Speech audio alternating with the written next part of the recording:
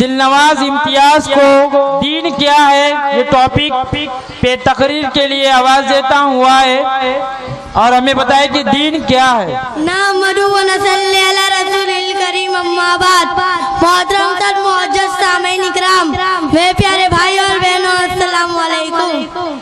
आज की इस मुबारक महफिल में मेरी तकरीर का उन्वान है दीन क्या है। अल्लाह के प्यारे नबी सल्लल्लाहु अलैहि वसल्लम ने अल्लाह के मर्जी के मुताबिक जिंदगी गुजारने और रहन सहन के जो तरीके बताए, इन्हीं का नाम दीन है। इस दिन की बुनियाद तीन चीजों पर कायम है। पहला ईमान, दूसरा इस्लाम, तीसरा एहसान। ये भी कह सकते हैं कि इन्हीं तीन मजमुओं का नाम दीन है। ईमान का मतलब यह है कि हम दिल से इन 6 बातों को यकीन करें। पहला, अल्लाह ताला मौजूद है, वो एक है, वही मालिक और खालिक है, वही इबादत के लायक है।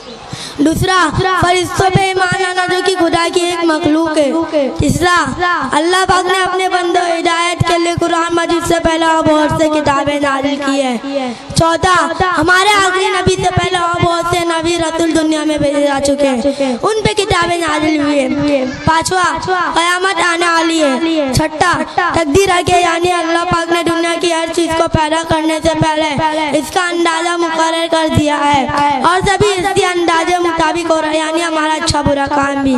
इस्लाम का मतलब यह है कि हम जुबान से इस बात की गवाही दे कि अल्लाह के सिवा ऐसा नहीं जिसकी इबादत की जाए, और इकरार करे कि मोहम्मद सल्लल्लाहु अलैहि वसल्लम अल्लाह के रसूल है। 5 वक्त की नमाज पाबंदी के साथ अदा की जाए। रमजान के महीने में पूरे रोजे रखे जाए। अगर वजह तो ताकत हो तो कम आज कम 1 मरतबा खाना कबा का हज किया जाए। यही 5 चीजें इस्लाम की बुनियाद है। इनको इस्लाम के 5 सतून या दीवार भी कहा जाता है और यही 5 चीजें इस्लाम की रुकन है। वमा अलैना इल्लल बलाग। अस्सलाम वालेकुम। वालेकुम अस्सलाम व रहमतुल्लाहि व बरकातुहू।